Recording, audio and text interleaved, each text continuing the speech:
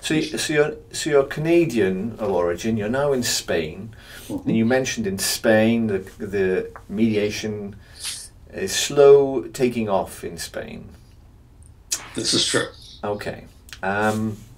You've also started the World Mediation Summit. Yes. It's running in Madrid. Is that right? That's correct. That's correct. Tell me about the World Mediation Summit, why you've started it, what it is, what's the format, Okay. Go on. All right.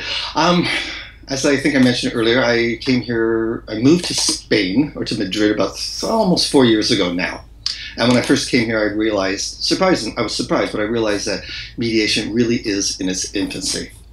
I would mention, people say, so what do you do for a living? I say, I'm a mediator. Well, what type of mediation do you do? So I'll name some, and if I happen to mention workplace mediation, they look at me completely confused. I say, well, what's that? So, well, I explain it to them, and many times the response is, well, here, if two people are in conflict, we fire one of them. It's pretty simple, it's straightforward. And when I heard that from people, I really was kind of astounded, because I hadn't heard that. And I think it was a bit tongue-in-cheek, but there was some reality to it as well. Yeah. But they just haven't heard a lot about mediation. So that's why I say it's in its infancy. There is family mediation, there is some community mediation, there is some penal mediation. There's also, back in 2012, there was a law passed by royal decree regarding civil and commercial mediation in Spain. And so it is moving forward, absolutely, but it's not even close to being mainstream yet, in my opinion. Yeah. I think there needs to be a lot of trust building occurring amongst the different parties right now before it does become mainstream. Yeah. And that is one of the big reasons that I'm doing a summit here. Okay.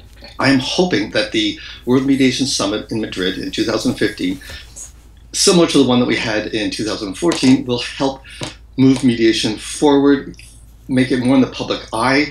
This year we're working with the Ministry of Foreign Affairs, the City of Madrid, different ministries, different universities, different mediation professors right across Spain, different organizations that are very familiar with mediation and also want to promote it. We are dealing with arbitrators and arbitration organizations, lawyers all across Spain who are interested in pursuing and finding out more about mediation.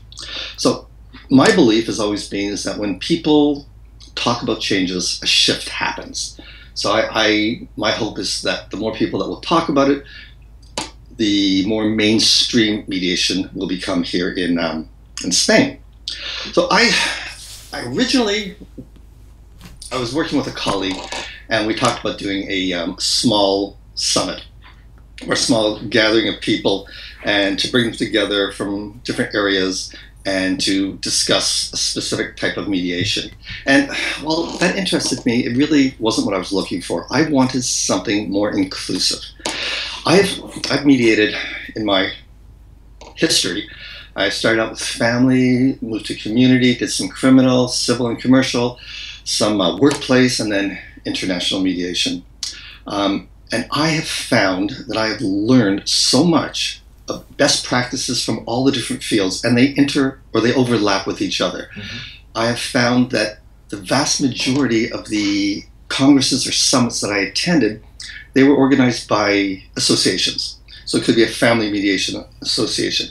And what they do is they organize congresses for the family mediators. And all the family mediators in the association get together, share best practices, network with each other. And there's great opportunities in this.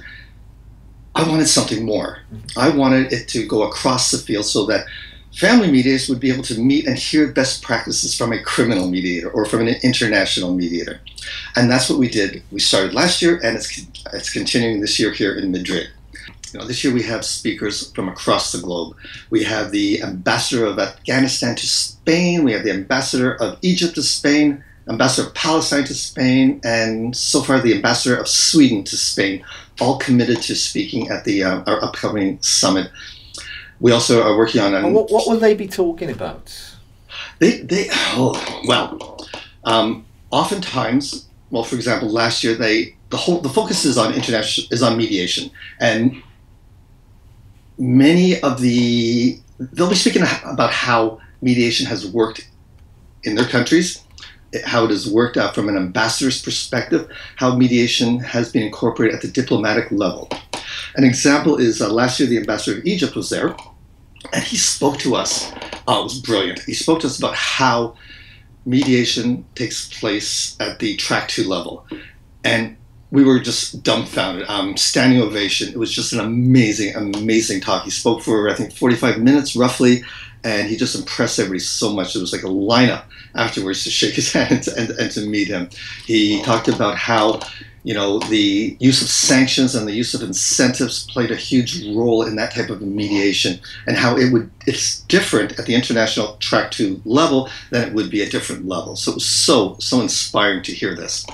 The ambassador of Sweden has been involved in different mediations in the past. Sweden has acted as a mediator between other countries, as has Egypt, so they will be speaking about that. Okay.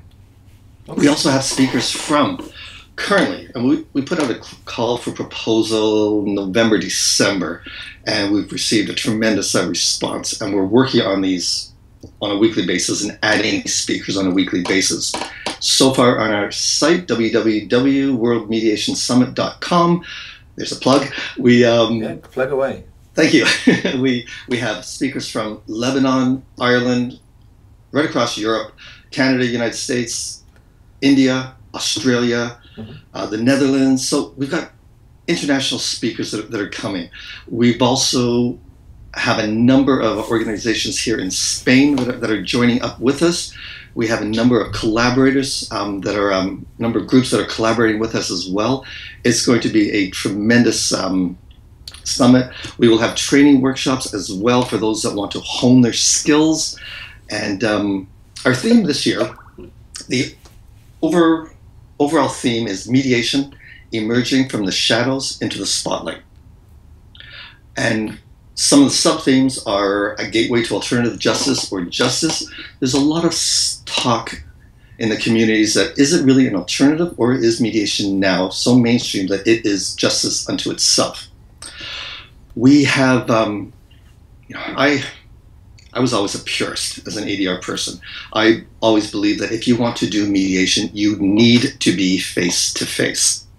I have come a long way from when I first began, and when I do international mediations, it's not always cost-effective to do a lot of traveling or to have people travel. I have found the advantages of ODR, online dispute resolution, and we have not forgotten about them in our summit.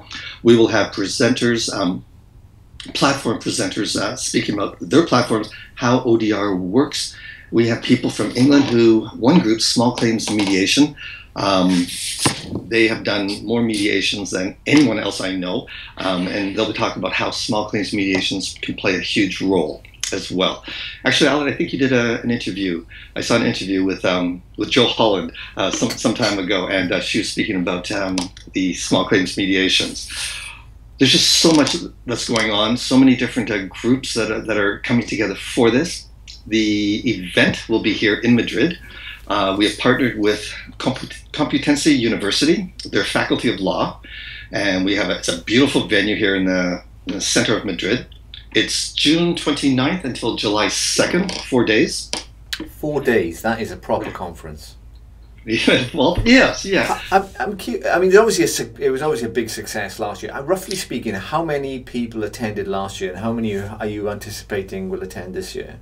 Last year we had roughly 120 people that attended, which is, I think, fantastic for the very first year out. Fantastic. This year we are looking at a minimum of double that. We have, last year, 90%, roughly 85 to 90% of the people were international. Only 10 to 15 people from Spain were here. This year I have connected with, and I have joined forces with a number of Spanish organizations that are helping to promote and to move this forward, because they too believe that Spain is a great place to have this conference. As I mentioned, I've hooked up with the different ministries, and we didn't do that last year simply because, well, we wanted to prove ourselves. I wanted to prove that this is, a ministry is not going to spend a lot of time or effort on something that hasn't been proven. Who knows what's going to happen? So it was proven last year, and this year we're moving forward, and we have a much larger venue. The actual venue fits between 200 and 600 people. We have choice of different rooms, so depending upon the numbers, we will be able to accommodate, the people that are there. Sounds fantastic. Yeah, we've last year we had a lot of great feedback from the people saying what they would like, what they would like us to add, and so we've added a few things. We had a social networking thing on the final evening. I guess the Thursday we're doing that on the first night this time, because people all said it was a great night. We had a great time. We should be doing that on the first night so that we get to know each other better. And what a brilliant suggestion. We're also have a travel agency that we're going to be working with that will be organizing tours and in the evening, not during the summit, and on the weekends for people that want to see a little bit of Madrid as well. Okay. And Madrid, if you look, and this is one of the things I just love, it's kind of corny, but if you look at how Madrid is spelt, M-A-D-R-I-D. I mean, it's got ADR right in the center of the city already. What a great way to start. I interviewed. I told you it was a little corny. Well, I interviewed Colin Rule the other day, and Colin's started a company called Modria. Yes, I know Colin. Yes. And Modria, in the middle of Modria's ODR. ODR in the middle. There you go. There you go. I haven't given that much thought to Mediator Academy. It does what it says on the tin, I think.